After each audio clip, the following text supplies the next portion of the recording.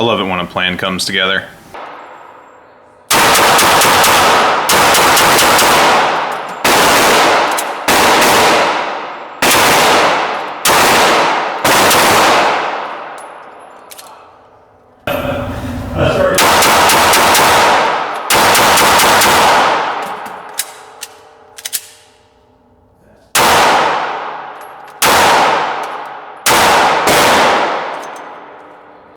Double episode.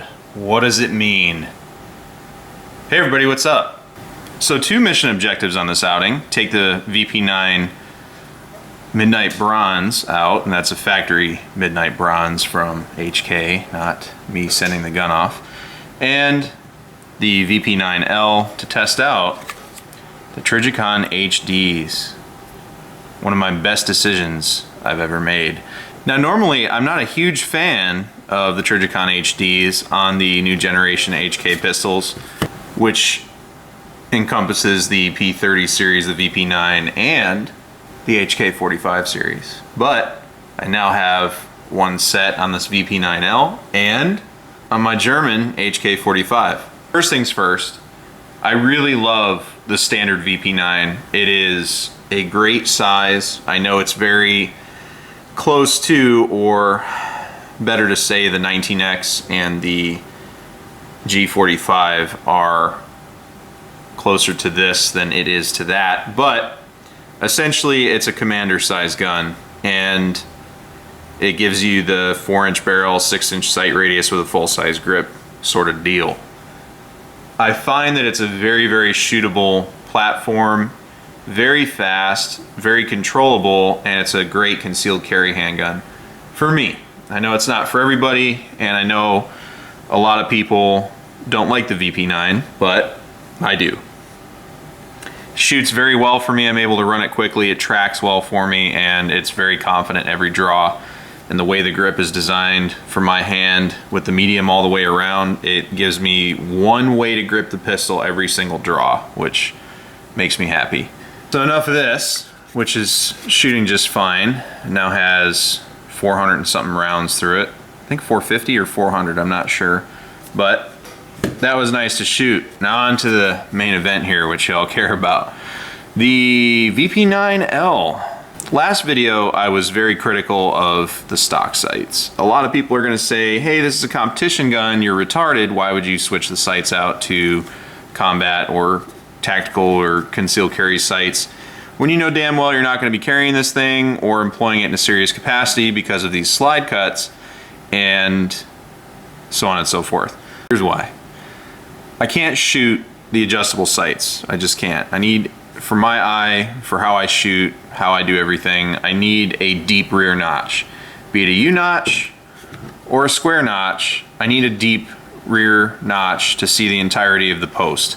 I don't know why that is, but that's just the way it's got to be. So these sights also, the height is better than the stock adjustable height, which was what was throwing my shots high. So after I put these on, this thing was hitting perfectly, exactly where I wanted it, and the Trijicon HDs give me very, very fast sight acquisition. So what this did for me was it made this particular setup shootable. So it may not be for everybody, I get that, I understand. I sold my sights, which was nice because I recouped 60 bucks. Well, 50 if you drop the second day air, I guess. So the overall feel of this thing is awesome. It's the same weight slide. Well, the whole thing is the same weight as a stock slide. And it's funny because it feels lighter in hand than a stock slide if you're holding them, but it's because the weight is spread out further. So even though the slide weighs the same, since there's more weight hanging over where the rail stops, it balances a little bit better, I think. It feels really good in hand. I really wish HK would make a sealed slide variant. I think they already have, but if they could make this in a sealed slide variant so we could all use it for serious things, that would be excellent. Overall, I really like it. I really enjoy the increased velocity, and it's very, very shootable. I did a lot better with it this time than I did last time, but I still need a lot more work. As far as the standard triggers go, the weight is a little more than my 34 obviously, and it's not as smooth, but because the trigger face is wider and flatter, it gives me a solid trigger press every time. I don't think about the trigger when I shoot, and that's a good thing. So overall, this is a very usable setup for me now. You know, once I start getting more surefire U-boats, I'll be good, and I'll definitely be running it when I run this slide from here forward. So you'll be seeing more of this. I'm very happy with it. I do recommend this slide setup. Very nice. I will say Jonathan Frost, his channel, he does a lot of competition shooting. He does more shooting than talking, so definitely respect that guy. He was telling me this wasn't legal for the class it would be competitive in, so I don't really mind changing the sights on it. I don't know what limitations for all is. I've really gotten out of competition shooting, and when you're competition shooting in New York State, there was very little things you had to worry about. It was either your pistol was customized or it wasn't. That was it. There's no, you know, like certain modifications get you certain distances and all that other stuff. It was like, is your gun stock or not? Because we only had the 10 round capacity, whether you're law enforcement or not. So I'd have to default to his judgment, but next the hard part for me is going to be finding a holster for this thing, and it will fit in my concealed carry holster, which conveniently I have right here. It will fit in that, but this is not ideal right here. It's a bad day. So we'll see if I can find some sort of holster rig for it, and one that holds the U-boat, so I can just change the slides and not have to worry about changing a whole lot of stuff. But overall, very happy with this. I shot a lot better with it this time, and the groups I'm getting out of it are great. And lastly, the point of aim, point of impact shift was very, very minimal and more ideal than anything. So I'm looking forward to taking this out to the outdoor range to see what I can do with it and see what the hit ratio is with this setup. So very excited, it's running great. And I just want to do a little update, show the sights off. Overall, I'm very excited, and I really do love this gun too. I just cleaned it, so it's a little extra oil there, sorry. But I really, really like this Midnight Bronze slide.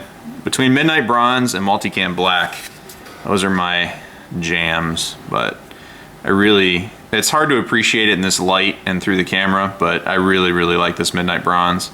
It's better than FDE to me, and if it wouldn't get all marked up, this would be my carry piece for sure, just because I like how it looks, but it's got my attention hard. So there'll be more updates on this, and more on this, of course. Additionally, before I go, I didn't really detect a recoil impulse difference between the 40 spring and the 9mm spring, so I don't know. The only thing I haven't done is take the 40 spring out and put it in the VP9L. I don't see a need to do that.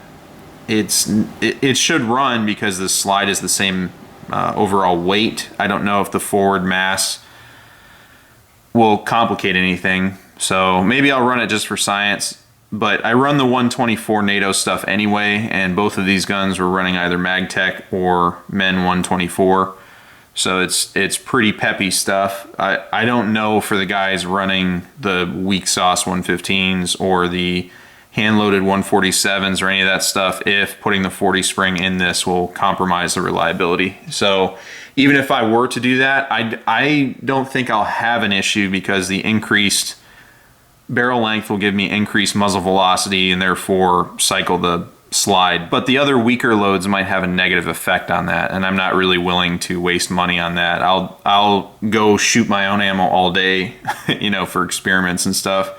But I'm not interested in buying other ammo. I'd rather just buy the ammo that I'd use and get my mileage out of it. So just want to do a quick update on both guns real fast.